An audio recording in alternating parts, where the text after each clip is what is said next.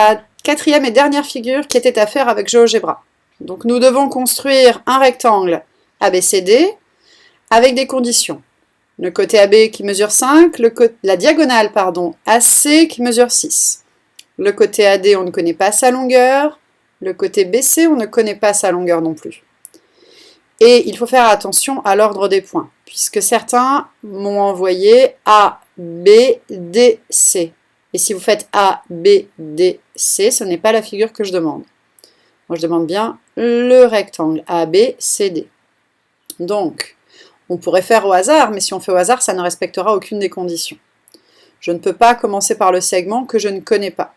Donc, je vais commencer, par exemple, par le segment AB, qui est un segment de longueur donnée, puisque je sais qu'il doit être d'une longueur égale à 5.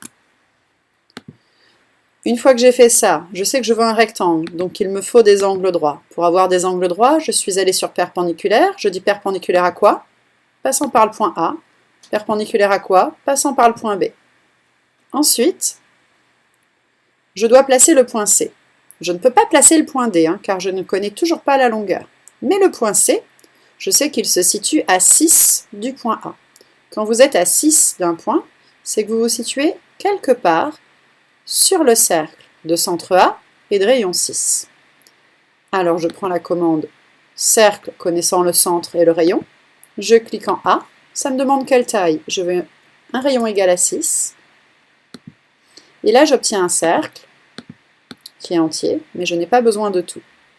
Je cherche un point d'intersection entre ce cercle, puisque partout là je suis à 6 du point A, je cherche un point sur ce cercle et aussi sur cette droite, puisque mon point est forcément sur cette droite, pour que j'ai bien un angle droit ici au point B. J'ai deux points possibles, le point qui est là, et ce point en bas, ici. Je peux prendre l'un ou l'autre au choix. Moi, pour respecter l'ordre de la figure qui est ici, je vais préférer le prendre en bas. Ça ressemblera un peu plus, mais si vous prenez le point en haut, ici, cela fonctionne aussi. Cela respecte toutes les conditions. J'ai besoin du point d'intersection.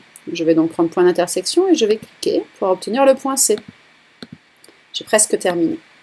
Je peux maintenant construire mon point D. Je ne connais toujours pas la longueur, je ne peux pas faire ici au hasard. Je vais terminer mon rectangle. Un rectangle à 4 angles droits, donc je sais qu'il me faut un angle droit au point C en étant perpendiculaire au côté BC. Donc là, j'ai tracé la perpendiculaire au côté BC en passant par le point C. J'obtiens ici un point qui est le point que je cherchais, qui est le point D. Je peux placer un peu mieux les noms des points. Je peux construire le polygone, puisque là il n'est pas encore construit. Quand il est construit, en général on le remarque bien, il est coloré. Voilà, je reviens au point A pour le terminer. Je peux avec mon bouton droit aller dans les propriétés et changer la couleur. Quand je change la couleur, ici je referme. Là, j'ai presque terminé. Certains m'ont dit, mais madame, on nous demandait de faire la diagonale et vous ne l'avez pas tracée. Alors, je vais tracer ma diagonale. Ça n'est pas obligatoire, mais si ça vous rassure de la tracer, on peut. On peut même faire afficher les longueurs. Je vais ici, je vous remonte plus doucement, distance ou longueur.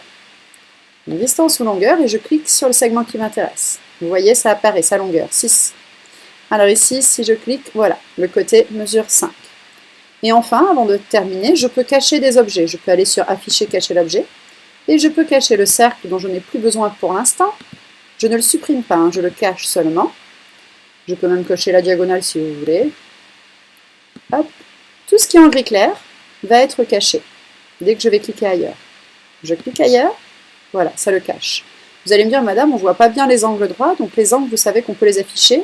Angle, ici.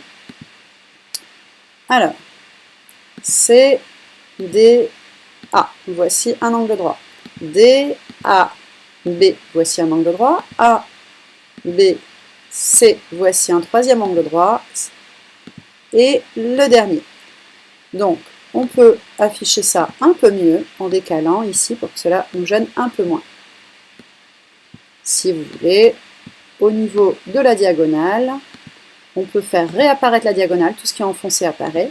Comme ça, on reconnaît bien ce qui était marqué dans l'énoncé, des angles droits pour avoir un rectangle, une diagonale de 6, un côté de 5. Et là, nous avons terminé notre travail. Bon courage!